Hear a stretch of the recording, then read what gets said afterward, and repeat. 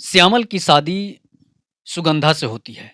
श्यामल की शादी जो है सुगंधा से होने के बाद, अब श्यामल का सुहागरात आता है। सुहागरात के दिन जिस तरह से पत्नी उसके साथ जो घटना करती है, वो घटना आपको चौंका देगी। और इस तरह की घटनाएँ शायद इतिहास में पहली बार हुआ हो कि सुगंधा की शादी जब हुई, तो श्यामल की स्थिति जो हुई, वो शायद अब कहने लायक नहीं रह जाता है। तो पूरी घटना से आपको रूबरू कराऊँगा कि सबसे पहले आपको ले चलते हैं बिहार का मुज़फ्फ़रपुर ज़िला। मुज़फ्फ़रपुर ज़िला काफ़ी फ़ेमस है, आपको पता ही है। और बिहार में तो मुज़फ्फ़रपुर भई बहुत बड़ा शहर माना जाता है। तो बिहार के मुज़फ्फ़रपुर में श्यामल की शादी जो है सुगंधा से होती है। और ये घटना बहुत दिनों की नहीं है, बहुत करीब की घटना है। और श्यामल की उम्र जो है वो 25 इयर्स ओल्ड था। और सुगंधा जो है वो भी 23 से 24 साल की लड़की थी। दोनों की शादी जो है वो अरेंज मैरिज होती है। लव मैरिज तो शादी थी नहीं, अरेंज मैरिज होती है। हालाँकि दोनों दोनों एक ही कॉलेज में, मुज़फ्फ़रपुर के ही कॉलेज में पढ़ते थे, लेकिन दोनों में बनती नहीं थी, पटती मतलब नहीं थी। और सुगंधा जो थी, वो किसी और लड़के जो है दिनेश को चाहती थी। किसको चाहती थी? तो दिनेश को चाहती थी। और दिनेश काफ़ी हैंडसम भी था। और हालाँकि श्यामल भी जो था वो काफ़ी हैंडसम लड़का था। लेकिन सुगंधा की पहली पसंद कॉलेज में जो थी, वो जो है दिनेश था। तो दिनेश से शादी इसलिए उसकी नहीं हो पाती थी कि दिनेश जो था वो दूसरे जाति का लड़का था। सुगंधा और जो है ये दोनों एक ही जाति के लड़के थे, श्यामल और सुगंधा। तो अब क्या होता है कि श्यामल की नौकरी जो है वो लग जाती है। श्यामल की शादी बिहार एसएससी में हो जाती है। मतलब कि सिलेक्शन कमीशन जो होता है बिहार का, जो उसी में इसका जॉब लग जाता है। और सुगंधा के पिता काफ़ी अमीर थे। और श्यामल भी था, जो वो खराब घर से नहीं था, अच्छा ही मीडियम मध्यम वर्ग से था। इसके बाद दिनेश जो था वो भी अच्छे खासे घर से था, अमीर घर से था। लेकिन दिनेश की एक बुरी आदत थी कि दिनेश को जो है नशे की आदत थी। दिनेश दूसरे जाति का था और दिनेश को नशे की आदत थी। तो लेकिन फिर भी सुगंधा जो थी उसको नशा से कोई मतलब नहीं था। वो उसके चेहरे पर फ़िदा थी, उसके जो है व्यवहार पर फ़िदा थी। अब क्या होता है कि सुगंधा को पता नहीं था कि हमारी शादी जो है वो श्यामल से सेट हो गई है।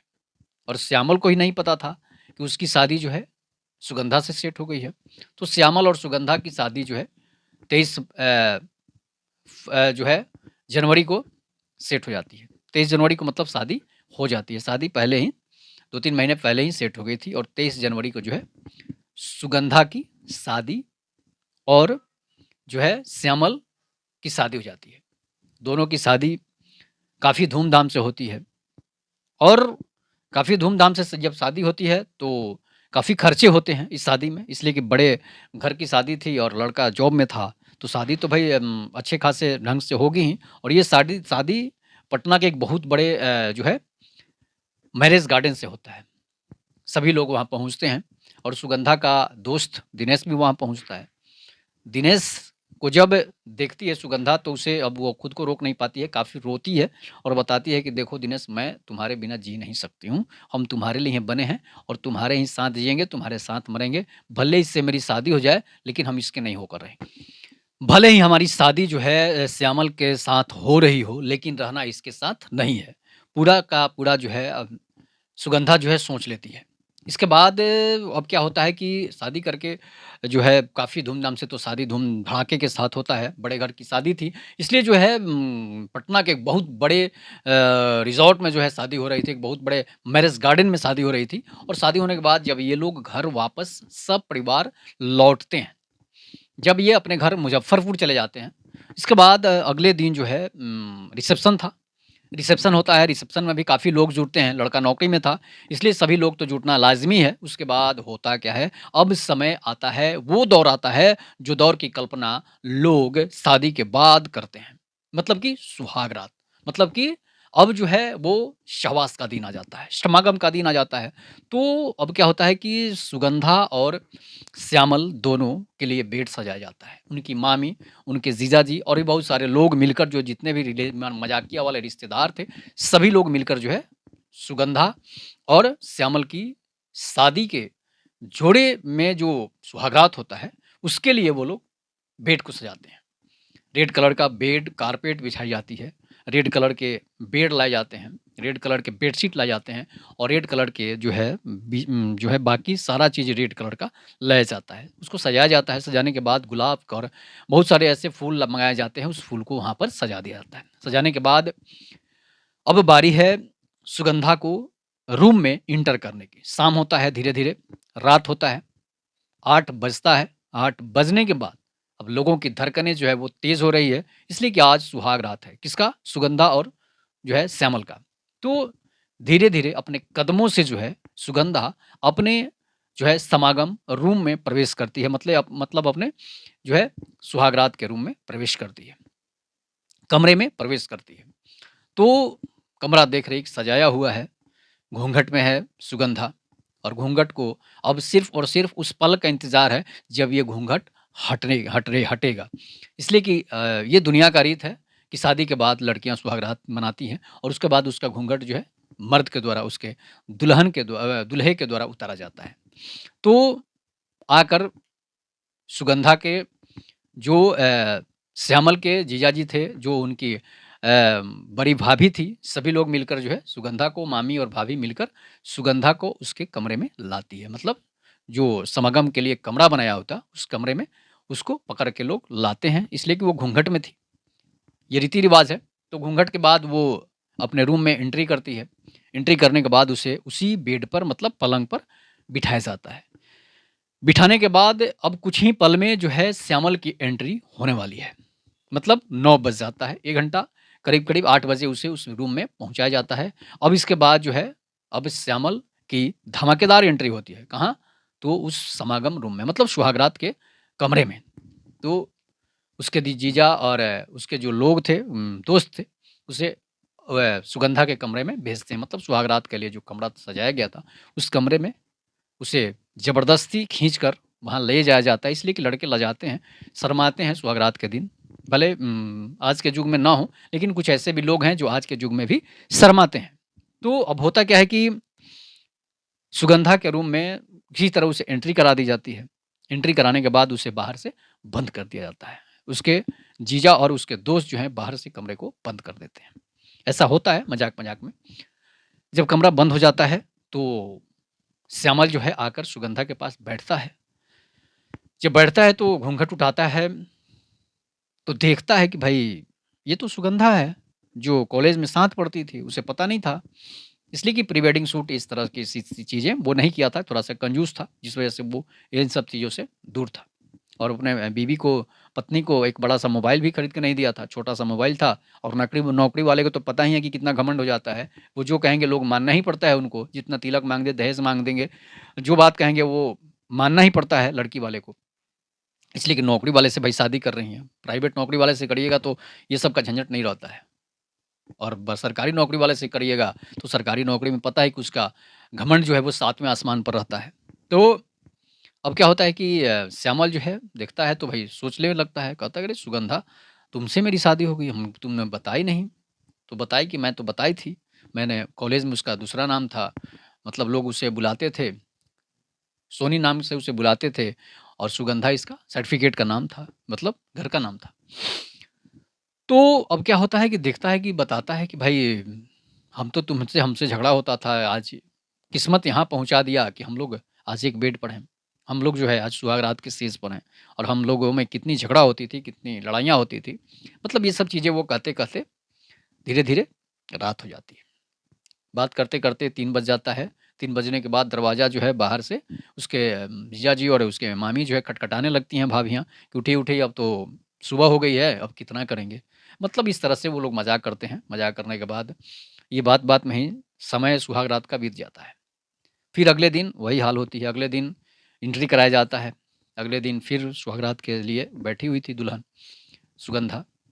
इस बार अब उसे किसी को धक्का और किसी को ज़बरदस्ती रूम में एंट्री कराने की ज़रूरत नहीं थी, इसलिए कि अब तो आना-जाना हो गया, अब तो जान-पहचान हो गया। इसके बाद जो है श्यामल जो है घर का दरवाज़ा बंद करता है और सुगंधा के पास आकर बैठ जाता है। सुगंधा के पास जब आकर बैठता है, तो वो सुगंधा से बोलता है कि आज हमें एक किस करने दो, इसलिए कि कल तो कुछ बात में समय बिता दी, रात बिता दी। और सब लोग सोच रहे होंगे कि ये सुहागरात मन गया, लेकिन अब उसकी अंदर की बात जो है वो हम लोग ही जानते हैं, कोई और जानता नहीं है। सुगंधा बोलती है, ठीक है, तुम्हारी बीवी हूँ, तुम कुछ भी कर सकते हो। होता क्या है कि सुगंधा जो है लगातार किसके संपर्क में थी इस समय इस बीच? तो दिनेश के संपर्क में थी और दिनेश से वो बोलती थी कि हम तुमसे हमारे साथ ही रहेंगे, तुम्हारे साथ जो है हम इसको कुछ करने नहीं देंगे। दिन भर रूम में रहती थी, शादी के बाद आने के बाद तो इसलिए वो घर में कोई एंट्री करता नहीं था, वो सोच नहीं सकता था कि भाई ये घर में ये भी हो रहा है। लेकिन वो दिनेश को लगातार फ़ोन कॉल मैसेज कर रही थी। दिनेश राज़ी हो गया था कि ठीक है, अगर पति को छोड़ के आ जाएगी तो हम तुम्हें रख लेंगे। अब क्या होता है कि सुगंधा जो है सुहागरात पर श्यामल आते हैं। उसके बाद जो है वो सुगंधा को पकड़ते हैं, पकड़ने के बाद किस करते हैं, किस करने के बाद जो उसके अंग वस्त्र जो है अंतःवस्त्र जिसको बोलते हैं, वो कपड़े उतारना शुरू कर देते हैं। शुरू करने के बाद सुगंधा और जो है श्यामल अब एक दूसरे में समाने की बारी थी। श्यामल जो है अपने जो है शर्ट से लेकर सारे कपड़े जो है खोल देता है, सुगंधा इसी तरह थी। तो अब सोच रहा था श्यामल कि भाई करे तो क्या करें? इसलिए कि अभी ये तो जो काम अभी जो हमने किया वो तो ये कर नहीं रही है। तो धीरे-धीरे इस तरह से सुगंधा के करीब आता है, बोलता है सुगंधा से, सुगंधा बोलती है कि नहीं, हमें ये कपड़े नहीं उतारने हैं। इसलिए वो अब सोच में पड़ जाता है कि भाई क्यों? तो वो ज़बरदस्ती उसे पटकता है। पटकने के बाद फ़ोर्स पूर्वक जो है उसे बेड पर लिटा देता है। लिटाने के बाद उसके कपड़े उतारना शुरू कर देता है। उसके सारे कपड़े जो है उतार देता है। अब दोनों की बारी है एक-दूसरे में समाने की। तो दोनों जो है निर्वस्त्र हो जाते हैं। अब क्या होता है कि धीरे-धीरे अब ये दोनों करीब एक-दूसरे के करीब आते हैं। अब करीब आने के बाद होता क्या है कि अब सुगंधा सोच रही है कि करे तो क्या करें? श्यामल भी सोच रहा है तो करे तो क्या करें? श्यामल तो अपना फ़ोर्स लगाता है। उसे कष्ट देने की फिराक में है श्यामल, तो वो उसे पकड़ कर ज़बरदस्ती करना शुरू कर देता है। धीरे-धीरे श्यामल और सुगंधा जो है एक हो जाते हैं। दोनों एक-दूसरे में समा जाते हैं। ऐसे ही करते-करते दोनों की रात हो जाती है। रात होने के बाद अब श्यामल जो है वो ज़बरदस्ती बार-बार सुगंधा के साथ करना शुरू कर देता है। सुगंधा को लगता है कि ये हमारे साथ बुरा बर्ताव कर रहा है। कौन? उसका हस्बैंड मतलब श्यामल। वो गुस्से में क्या करती है, उससे उसके जो है पार्ट्स होते हैं, वो अपने दाँतों से काटना शुरू कर देती है, मतलब उसे चबा जाती है। दर्द से जो है श्यामल कराहने लगता है। श्यामल को नहीं पता था कि ऐसा होने वाला है और उसके जो है पार्ट्स ऑफ बॉडी को वो तहस-नहस कर देती है। गुस्से में इस तरह से वो काट देती है कि उसके पार्ट्स ऑफ बॉडी जो हैं वो अलग-अलग हो जाते हैं। बॉडी पार्ट्स जो है अलग-अलग हो जाते हैं। अलग-अलग होने के बाद वो दर्द से कराहने लगता है, रोने लगता है। सुगंधा घर से निकल कर वहाँ से फरार हो जाती है। फरार होने के बाद दिनेश जो है, दिनेश के घर पहुँच जाती है और इसे तब तक हॉस्पिटल ले जाया जाता है कि भाई हो क्या गया है? सब लोग मज़ाक-मज़ाक सोच रहे थे, लेकिन हकीकत कुछ और था। जब घर में लोग पहुँचते हैं तो देखते हैं कि भई खून से लथपथ गिरा हुआ है। उसके बाद उसे वहाँ से हॉस्पिटल ले जाया जाता है। हॉस्पिटल में डॉक्टर जब देखते हैं तो देखते हैं कि भई इसका बॉडी का एक पार्ट्स गायब है। अब सब लोग सोच में पड़ जाते हैं कि भाई ये तो शादी हुई थी, शादी के में ये सब चीज़ें कैसे हो गई? और वो दिनेश के साथ दिनेश के घर पहुँचती है और दिनेश के जब घर पहुँचती है, तो दिनेश को इस बात का पता था, कब तो इसकी शादी हो गई, सुहागरात हो गई है। तो वो दिनेश के घर जब पहुँचती है, तो दिनेश क्या जवाब देता है आपको पता है?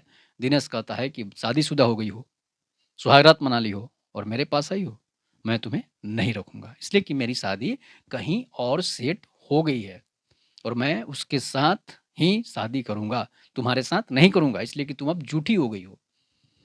अब सुगंधा बड़ी सोच में पड़ जाती है, टेंशन में जाती है और वो एक चाकू उठाती है और दिनेश के जो है पेट, सीने पर लगातार वार करती है और उसे जो है मौत की नींद सुला देती है। किसे? दिनेश को, कि तुमने हमारे साथ धोखा किया है।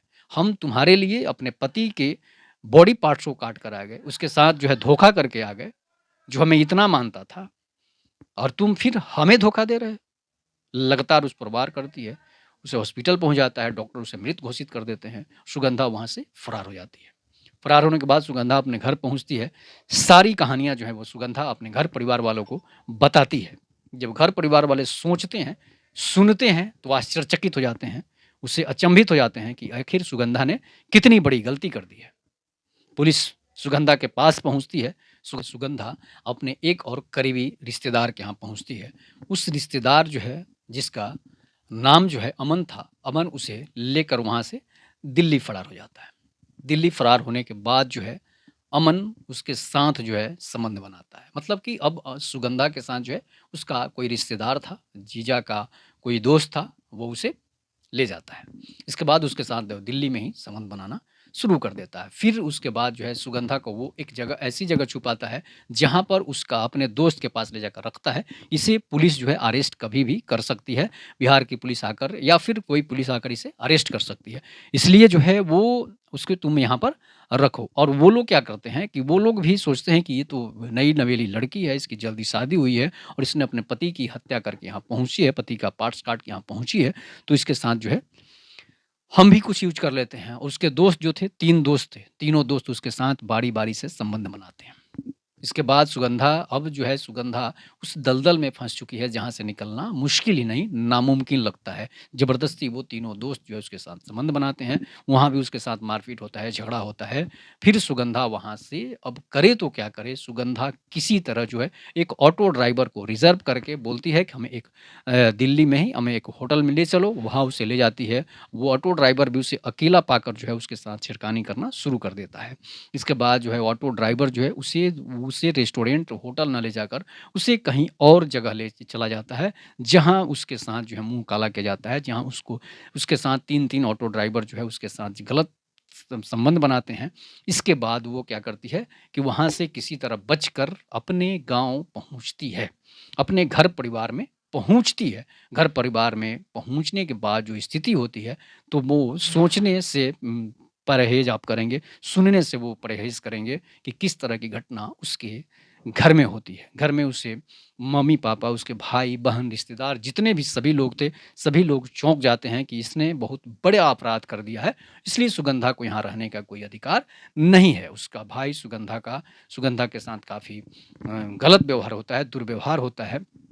और सिर्फ़ सुगंधा की एक गलती की वजह से उसे इतनी यातनाएँ सहनी पड़ती है। और उसका भाई जो है, सुगंधा का भाई जो है, सुगंधा के साथ मारपीट करता है। मारपीट करने के बाद उसे अपने घर से निकाल देता है।